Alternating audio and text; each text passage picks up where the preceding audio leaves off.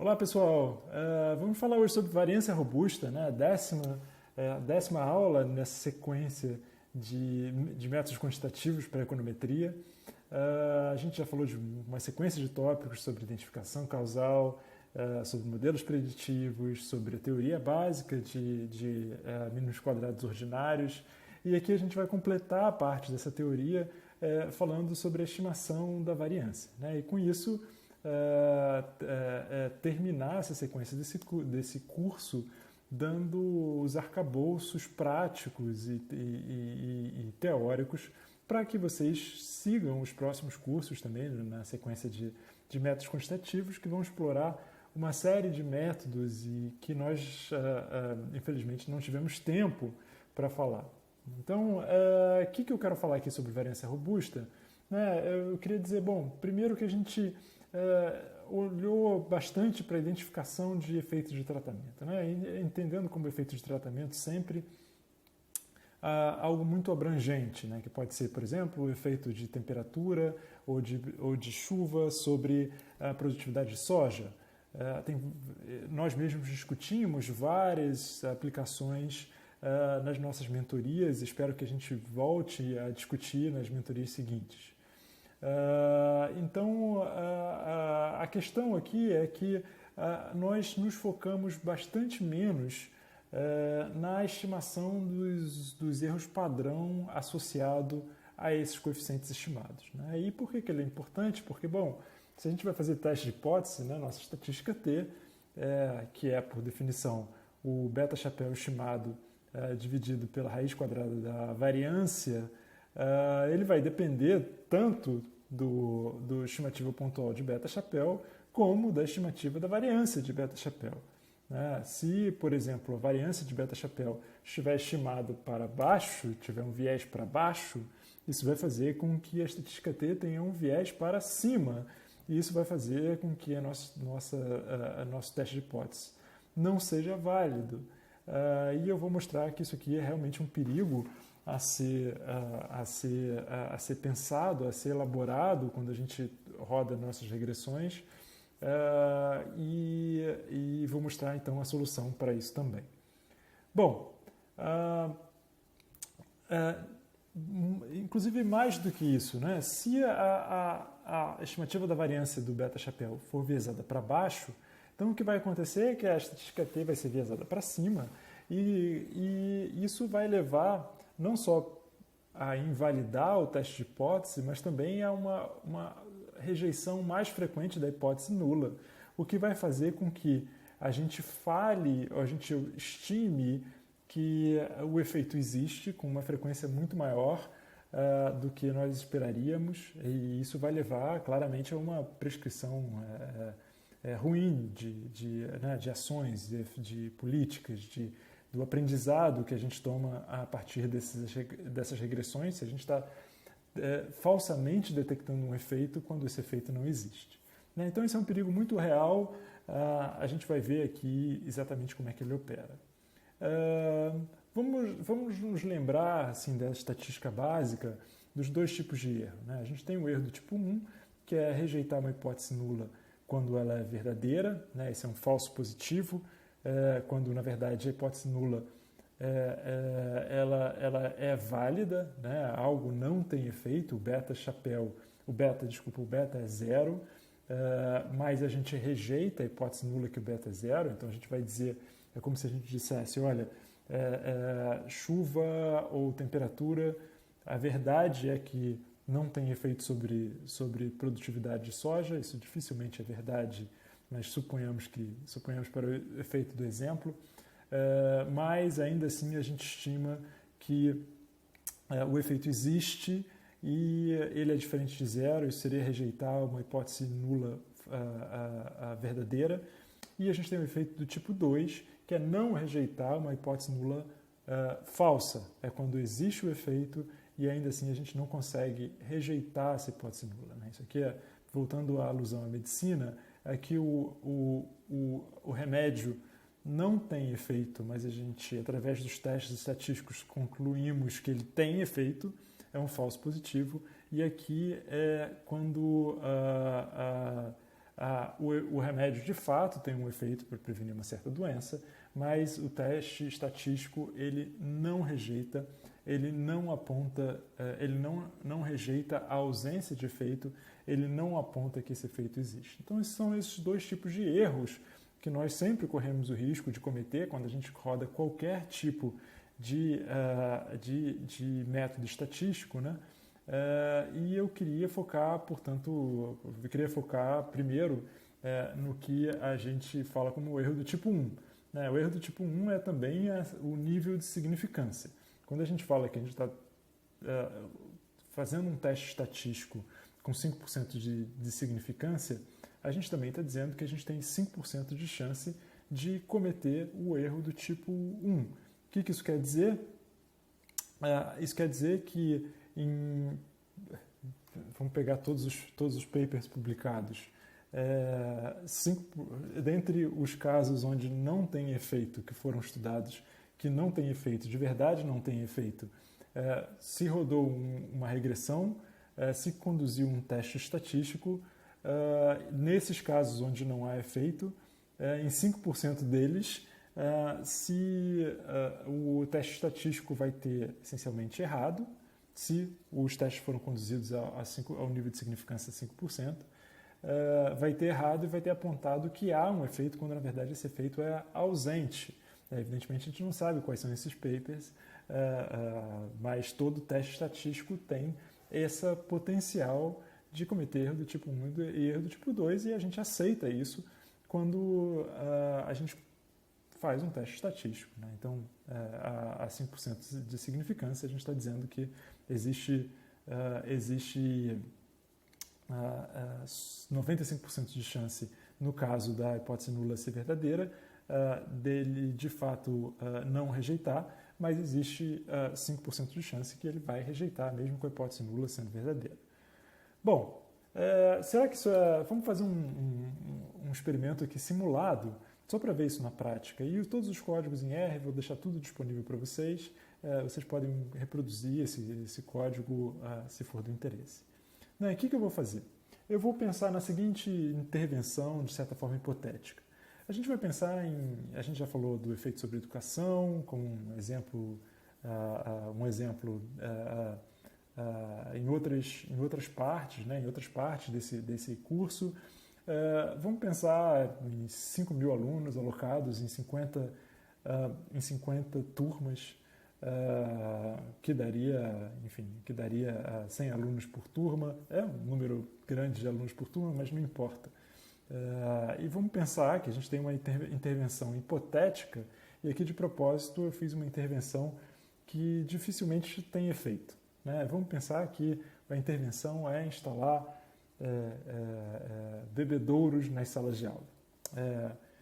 E o pesquisador está interessado em testar a hipótese nula se esses bebedouros não têm efeito sobre a performance desses alunos. Né? Intuitivamente eu acharia que não, porque, supondo que há outras fontes de água, enfim, dificilmente só isso vai ter algum efeito sobre notas, é difícil de imaginar. Portanto, estou de fato pensando numa intervenção onde eu acho que não teria nenhum efeito e a gente vai simular essa intervenção. Né?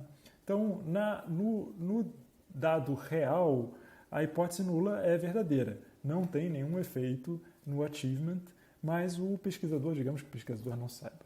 Então eu vou gerar eu mesmo os dados, essa é a natureza da simulação. Né?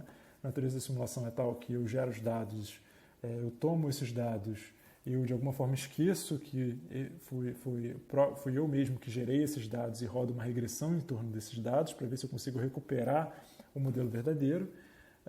Então eu vou gerar esses dados como y igual a 5, digamos que a nota média seja 5, o efeito é 0 e εi é um erro aleatório normal padrão. E aqui o efeito da intervenção é de fato 0. Então, o que eu vou fazer? Nesse modelo 1, nessa simulação inicial, eu vou tirar aleatoriamente xi e εi. Xi aqui é a alocação do tratamento, perdão pela notação, a mudança de notação, mas eu vou retirar aleatoriamente, completamente aleatoriamente, a alocação de tratamento e vou retirar aleatoriamente também os distúrbios aleatórios. Eu vou gerar os dados de acordo com este modelo, ou seja, YI igual a 5, mais o efeito aleatório, porque o tratamento não tem nenhum efeito, então não vou nem incluir.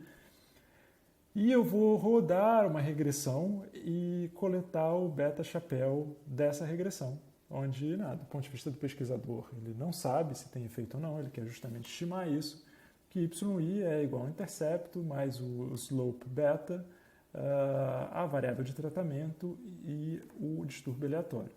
Para cada vez que eu gero o dado, rodo uma regressão, computo a estatística T e vejo se o valor absoluto da estatística T é maior do que 1,96. Porque se o valor absoluto da estatística T for maior do que 1,96, então eu vou ter rejeitado a hipótese nula que o beta é igual a zero. Ou seja, eu vou estar dizendo que existe um efeito quando na verdade esse efeito não existe. De novo, o modelo original é tal que o coeficiente é zero. Eu não faço isso só uma vez, eu faço isso 1000 vezes. Então eu vou ter 1000 repetições dos beta-chapéu e eu vou ter 1000 repetições dessa estatística T também. E o que eu esperaria, se a teoria está correta, é que, dado que eu estou fazendo um teste a 5% de significância, porque, como é que eu sei que eu estou fazendo um teste a 5% de significância? Porque esse é o valor crítico pela normal, de fato pela tabela da estatística T, é 1,96, então deveria ser algo muito perto de 1,96, que deveria ser algo muito perto de 5% da rejeição da hipótese nula, quando na verdade ela é verdadeira. E será que a gente encontra isso? Bom, o que eu observo aqui? Isso aqui é para um dado, um conjunto de dados. Se eu rodo Y no tratamento, eu encontro um intercepto para uma rodada, intercepto por volta de 5. Bom, de fato, ele foi gerado com intercepto igual a 5. E para uma rodada com o point coefficient 0.01, ok? Com uma estatística T perto de menos meio, o que não rejeita a hipótese nula. Perfeito, ótimo. É isso que a gente esperaria, de fato. Agora, se a gente faz isso não só uma vez, agora coletando isso 1000 vezes, isso aqui são resultados reais que vocês podem obter através do R também. Na primeira iteração, o beta-chapéu seria menos 0,117, com uma estatística T menos 0,4132, a hipótese nula não é rejeitada. Na segunda iteração, a gente conseguiria uma estatística T de 0,23, ou seja, a hipótese nula seria rejeitada. Na terceira, a estatística T de 0,58, na quarta, 0,28, etc, etc. E se a gente fizer isso 1000 vezes, a gente vai ver que, se por um lado o beta-chapéu está muito perto de zero sempre, a estatística T é rejeitada, a hipótese nula é rejeitada em 5,2% das vezes, o que é de fato muito, muito perto dos 5% previsto pela teoria. Então, ou seja, a teoria parece estar funcionando aqui realmente muito bem, não há nenhuma causa para se preocupar. A gente pode até fazer mais, a gente pode olhar para as distribuições dos estimadores, do intercepto. A gente imaginaria que ele é centralizado em torno de 5, de fato ele é centralizado em torno de 5. A gente poderia olhar para os estimadores, a distribuição das estimativas do coeficiente de tratamento, que deveria ser centralizado em torno de 0. De fato, isso acontece aqui nessa distribuição à esquerda, e na distribuição à direita eu estou mostrando o valor absoluto da estatística T, portanto só tem valores não negativos, e a gente vê que a linha vertical aqui é 1,96, então sempre à direita da linha vertical simbolizando uma rejeição da hipótese nula, e à esquerda é uma não rejeição da hipótese nula. E essa massa aqui, como a gente tinha de fato computado, a massa direita, nessa cauda direita da linha vertical, é 5,2%, como a gente tinha computado no início, na grande maioria, não se rejeita a hipótese nula. A teoria está funcionando perfeitamente, exatamente como a gente imaginaria que a teoria funciona. Ok. Agora eu vou fazer uma modificação aparentemente benigna, mas que não vai ser. Vamos pensar o seguinte, que alunos na mesma turma têm um choque comum. Esse choque comum é completamente independente do tratamento, em todas as dimensões, ele é um distúrbio, quase como um distúrbio aleatório, mas não no nível do aluno, agora no nível da turma. Isso pode ser, por exemplo, um bom professor, um mau professor, mas é um choque que afeta todos dentro daquela turma, não é só um indivíduo. Então, agora o modelo verdadeiro, agora ele poderia ser representado da seguinte forma. O YI é igual a 5, 5 é o intercepto, o mesmo intercepto que a gente tinha antes. Muito importante relembrar, o tratamento ele continua tendo efeito zero, e a gente tem uma estrutura no erro um pouquinho mais complexa. Agora, além do distúrbio individual, a gente tem um distúrbio que pertence à sala de aula. O indivíduo I pertence à sala de aula C e todos os indivíduos que estão na mesma sala de aula têm um choque eta que também eu vou retirar ele de uma normal 0, 1. Então é um choque completamente idiosincrático, mas ele é comum a todos que estão na mesma sala. E eu vou rodar o mesmo experimento simulado, repetindo os 5 passos do modelo anterior. Quais são? Que primeiro a gente vai gerar a variável de tratamento, a gente vai gerar o distúrbio aleatório, nesse caso também vai gerar o choque no nível da turma. A gente vai rodar as regressões, exatamente a mesma regressão, computar a estatística T e, para cada caso, computar se a hipótese nula é rejeitada ou não rejeitada e repetir esse procedimento 1000 vezes para que a gente consiga ver não só com uma retirada de dados aleatórios, mas a gente consiga ver com 1000 retiradas de dados aleatórios, de fato, o que está acontecendo. Vamos lá. Se eu fizer o mesmo exercício, eu veria o seguinte. Na primeira retirada, o beta chapéu é algo como perto de menos 0,1 e a estatística T é algo como menos 2,7, rejeitando a hipótese nula, portanto. Na segunda iteração, é algo como meio, com a estatística T por volta de 13. É uma estatística T muito alta, também rejeitando a hipótese nula. Na terceira iteração, o beta chapéu é por volta de menos 16, com uma estatística T por volta de 3,7. É altíssima, rejeitando novamente. Na quarta, rejeitando novamente. Na quinta, rejeitando novamente. De fato, estaríamos rejeitando em 77,8% das vezes, que é naturalmente muito diferente do que é previsto pela teoria. A teoria previa 5% apenas. E pensa só nas consequências para o que a gente está aprendendo através das nossas regressões. A gente estaria dizendo que esse programa de instalar bebedouros tem efeito com uma probabilidade muito grande, a gente encontraria essa conclusão, quando na verdade não tem efeito nenhum. É uma política completamente ineficaz. Então a gente pode pensar muito claramente quais são as consequências disso. Pensa, por exemplo, numa vacina.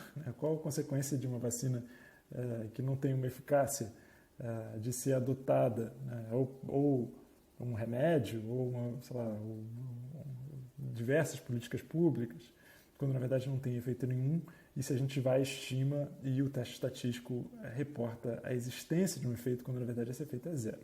Isso tem um custo muito grande.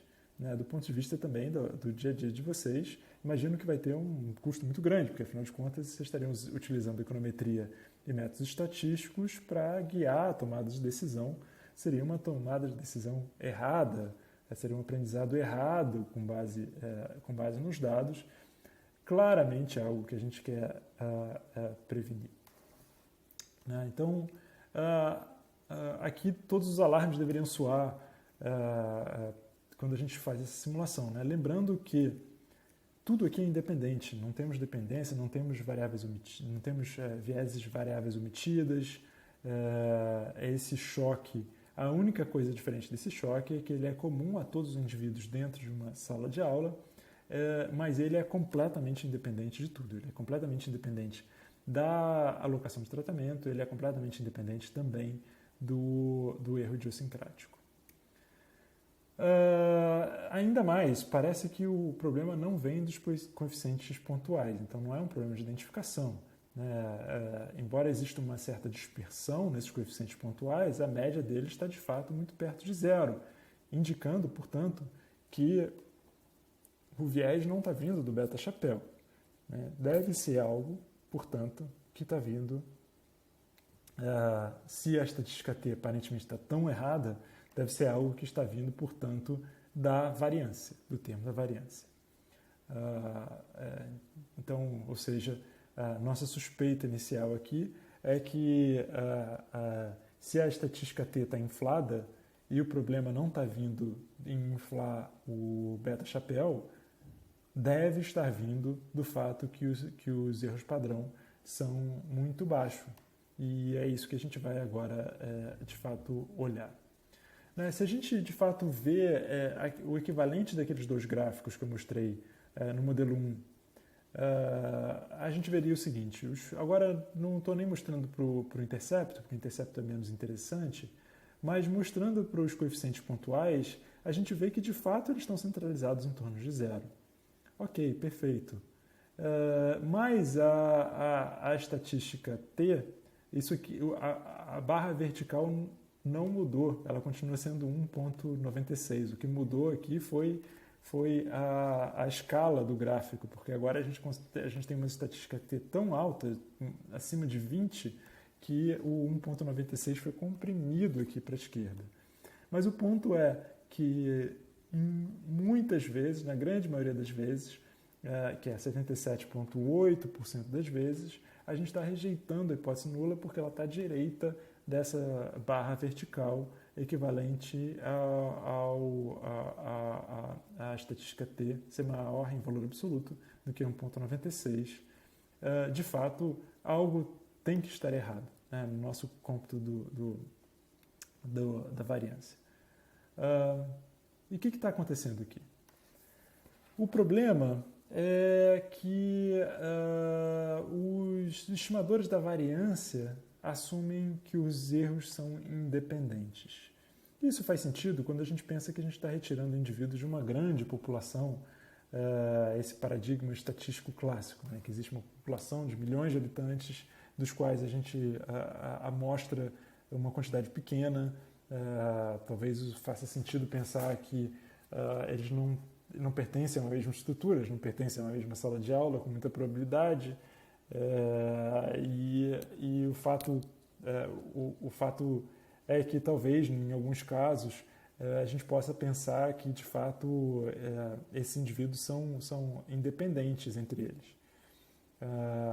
Mas isso não é verdade nesse caso da sala de aula. Isso está sendo claramente violado, porque se temos dois alunos, Boris, digamos que sejam Boris e Emily, se eles estão na mesma turma, eles estão expostos ao mesmo choque no nível da turma, eta de CI. Vamos só relembrar aqui onde é que a derivação sobre independência dos erros falha. Se o modelo verdadeiro é, digamos, yi igual a beta de xi, mesmo com um xi determinístico, a gente faria que o estimador de OLS vai ser beta-chapéu igual ao somatório de xi y dividido por somatório de xi ao quadrado. Substituindo o modelo verdadeiro, a gente vai ter beta, vai ter xi ao quadrado, que cancela o somatório cancela com o somatório de xi ao quadrado, ou seja, vai sobrar beta, mais o somatório de xi é epsilon dividido por xi ao quadrado. Então, quando a gente olha para a variância de beta, para um x de fato determinístico, só para mostrar aqui onde essa derivação falha, a variância de beta-chapéu vai ser então a variância, olhando de fato para esse termo, né? Para esse termo aqui. Porque para esse termo, bom, a variância de beta-chapéu vai ser igual a uma constante, mas a constante não importa. A variância dessa fração, só que como o xi é determinístico, ele sai para fora, então é o somatório de 1 sobre o somatório de xi ao quadrado, tudo ao quadrado. A variância desse somatório de xi é εi, mas agora, sob a independência, sob essa hipótese de independência que entrou dentro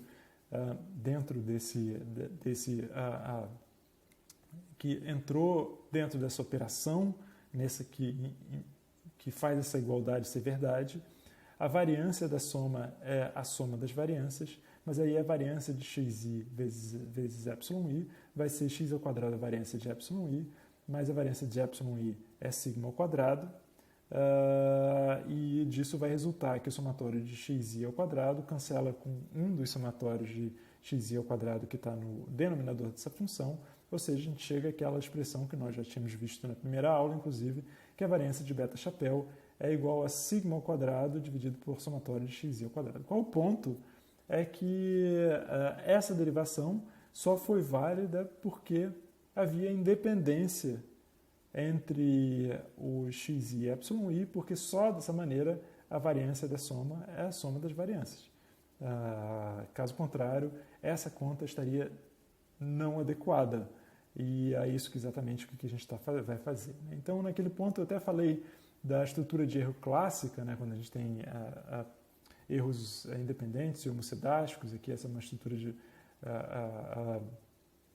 variância covariância, onde a gente tem aqui a variância, ela representa aqui a variância, a covariância entre εi na linha I e εj, né? Então isso vai ser no caso onde é totalmente independente, que justamente era o primeiro caso do modelo 1, essa vai ser uma matriz diagonal, com todos os elementos sendo iguais. A gente poderia pensar em erros heterocidásticos, onde as variâncias mudam, mas ainda assim independentes. O que a gente está vendo é algo um pouquinho diferente, né? A gente está vendo indivíduos onde eles estão sujeitos a um choque comum. Agora, o termo do erro é o I igual a esse choque no nível da turma, no nível da turma, mais o choque completamente idiosincrático. Então, se na diagonal dessa matriz de variância-covariância, o que a gente vai ter vai ser o seguinte: o epsilon vai ser a expectância de UI com ele próprio, mais o I é o choque no nível da turma mais o choque idiosincrático, vezes o choque no nível da turma mais o choque idiosincrático. Se a gente então expande esse produto, a gente vai ter a expectância do eta ao quadrado, a expectância do epsilon i ao quadrado, mais duas vezes o produto cruzado, mas como o choque idiosincrático ele é independente do choque no nível da turma, o que a gente tem é que a expectância do epsilon ao quadrado vai ser igual ao choque no nível da turma sigma ao quadrado c, e a expectância do epsilon i ao quadrado, que é o choque idiosincrático, vai ser, digamos, no caso heterocidástico, vai ser sigma ao quadrado i, onde i é o subscrito do indivíduo, né? Ou seja, indivíduos diferentes, eles podem ter variâncias diferentes. Ok. Então, mesmo a variância do termo referente a um indivíduo, ela vai ter dois componentes. A variância vem de dois caminhos.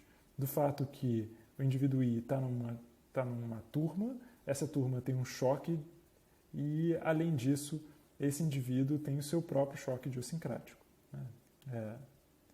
Ok. Agora, se dois indivíduos agora diferentes, né, I diferente de J, eles estão na mesma turma, o que a gente vai encontrar aqui? A gente vai encontrar que ainda existe uma correlação entre os erros desses dois indivíduos. Isso está acontecendo justamente porque ambos estão sujeitos a um choque comum. Vamos ver isso na matemática. Se Y e J estão na mesma turma, então o que vai acontecer é que o eta do CI vai ser igual ao eta do CJ, porque isso estava denotando a turma que o indivíduo I estava, né? Então esse é o choque, o indivíduo I pertence a uma turma que tem um choque, que seria igual ao eta-CJ, porque a turma que o indivíduo J pertence, por definição, é a mesma do indivíduo I. Então, quando a gente abre esse termo, a gente veria que a expectância de UI, o J, vai ser, eta de CI mais εi, eta de CJ mais εj. Agora, eta de CI é igual a eta de CJ, então vamos chamar isso de expectância de eta ao quadrado de CI, mais os termos cruzados, que é a expectância do produto da turma do indivíduo J com o erro idiosincrático do indivíduo I, o oposto, né? O choque da turma do indivíduo I com o choque idiosincrático do indivíduo J e a expectância do produto do εi com εj. Todos eles são zero, porque todos os indivíduos aqui, o epsilon e os epsilons i's são os termos idiosincráticos, que são independentes, e todos os termos idiosincráticos são também independentes dos choques no nível da turma. Ou seja, tudo isso é igual a zero, mas o choque permanece para o choque no nível da turma, que é igual a sigma ao quadrado C. Perdão que ficou um pouquinho pequenininho aqui, mas se dois indivíduos estão em turmas diferentes, então, não vai ter nenhuma correlação, porque o eta de CI vai ser diferente do eta de CJ e a expectância do UI e o J vai ser igual a zero. Então, de fato, o que está acontecendo é que a nossa estrutura mais parece com uma matriz bloco diagonal. Digamos que indivíduos 1, 2 e 3 estejam na mesma turma, depois 4, 5, 6 na mesma turma e assim em diante. Né? Isso aqui foi só um exemplo com 3 indivíduos numa turma, só para ficar representável dentro de um gráfico.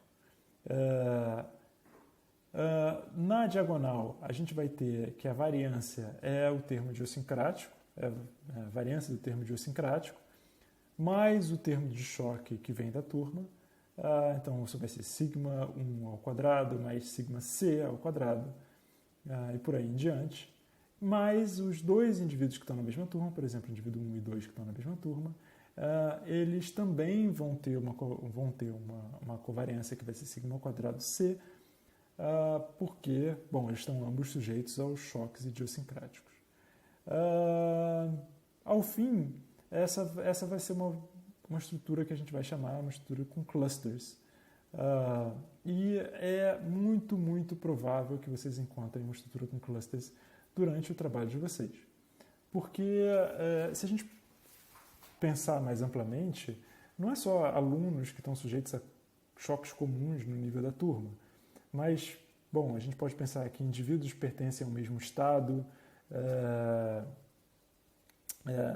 vários exemplos disso, desde o efeito da idade, né? Enfim, da idade, a gente viu isso muito brevemente, mas o efeito da idade sobre acidente de trânsito, sobre o efeito agora num tema um pouco mais amplo, que é aquela pergunta clássica sobre o efeito do salário mínimo sobre emprego. Tem uns estudos clássicos utilizando dados dos Estados Unidos, onde o salário mínimo é diferente entre estados, e quando a gente olha para esses dados, claramente indivíduos diferentes, eles podem até ser podem ser até mostrados aleatoriamente, mas eles estão todos sujeitos a um choque comum no nível do estado, ou mesmo sub-regiões dentro do estado, que fazem a necessidade de pensar sobre clustering muito, muito, muito importante. E ele pode, em geral, faz com que os erros padrão mudem muito significativamente. Essa é a mensagem, de certa forma, negativa, mas é muito fácil implementar.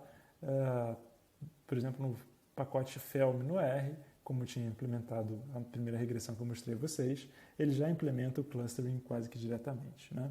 E eu vou mostrar como isso, de fato, traz a taxa de rejeição de volta para 5% dentro do mesmo arcabouço. Então, aqui eu estou só reproduzindo às simulações anteriores. O terceiro modelo, agora a única diferença que eu faço com o terceiro modelo, né, eu gero os dados exatamente como antes, ou seja, eu gero a alocação de tratamento, eu gero os erros idiosincráticos, gero também os choques no nível do indivíduo e no nível da turma, computo o beta-chapéu, calculo a estatística T, agora a diferença é que a estatística T supondo ou implementando o clustering e vejo a rejeição da hipótese nula. E agora o que eu observo é que a rejeição da hipótese nula está de fato perto de 5%, está de fato igual a 6% quando eu faço isso, que corrobora o que a gente esperaria com a teoria, né? Então, os estimadores pontuais eles continuam muito centralizados, mas não deveriam ter nenhuma razão pelas quais eles deveriam mudar, afinal de contas a gente está só mudando a maneira de computar os erros padrão,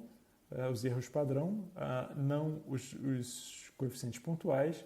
Agora a grande diferença foi no gráfico à direita, em vermelho, onde a gente observa que as estatísticas T estão de volta onde a gente esperava, né? De volta perto de a grande massa está à esquerda desse 1,96, onde a partir do qual a gente rejeitaria a hipótese nula, a gente tem uma massa à direita que corresponde a 6%. Então é realmente uma volta ao funcionamento da teoria, né? Então, trazendo de novo a importância pela qual a gente deve sempre pensar no efeito com clustering. Né? Então, em geral, a gente até gasta pouco tempo num curso de econometria falando sobre clustering e invariância robusta, mas tem uma implicação profunda na nossa habilidade de conduzir testes de hipótese, como eu espero ter convencido vocês.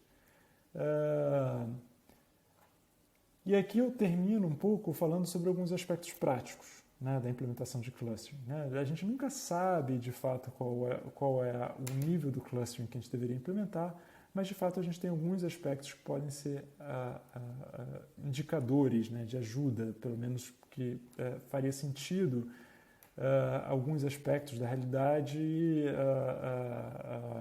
serem importantes para determinar esse comovimento entre diversos indivíduos na amostra. Né? Então, por exemplo, a definição de estados ou países, em geral, podem querer significar que unidades dentro dos mesmos estados ou dentro dos mesmos países estão sujeitos aos mesmos choques. A gente pode pensar em grupos onde indivíduos são alocados a determinados grupos. Tudo depende claramente do exemplo, né, do exemplo empírico que vocês podem vir a implementar, mas a gente tem que pensar sempre na unidade através da qual vocês esperariam que existe uma certa comunhão nos choques aleatórios, né? Então, no caso do tratamento, bom, poderia sempre pensar também na unidade do tratamento como uma regra de bolso para fazer essa implementação da variância robusta.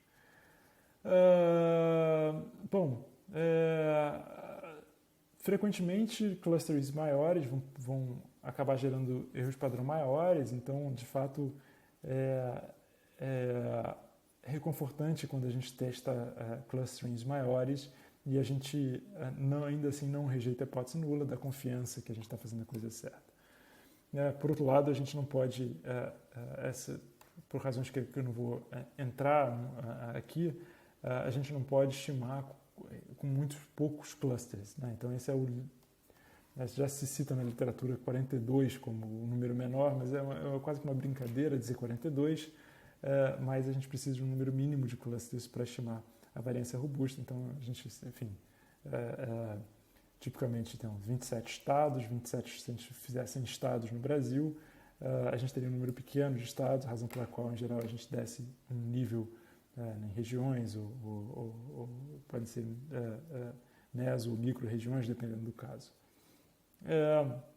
Bom, e com isso eu termino essa sequência. Foi um prazer,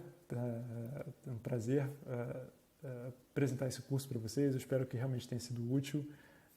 Tem muitos temas ainda, inclusive temas que nós não tivemos o tempo de tratar, como, por exemplo, Generalized Methods of Moments, tem regressões não paramétricas, regressões quantílicas, tem todo o aspecto de Machine Learning. Então, isso é só um início de todos os métodos que podem estar disponíveis e de muitos dos métodos que a gente vai apresentar ao longo dessa sequência de métodos quantitativos dentro dessa academia de gestores. Então, de novo, foi um prazer. Espero que a gente possa ter uma conversa interessante na próxima mentoria, onde a gente vai voltar às próprias aplicações que vocês tragam e a gente vai discutir com base nelas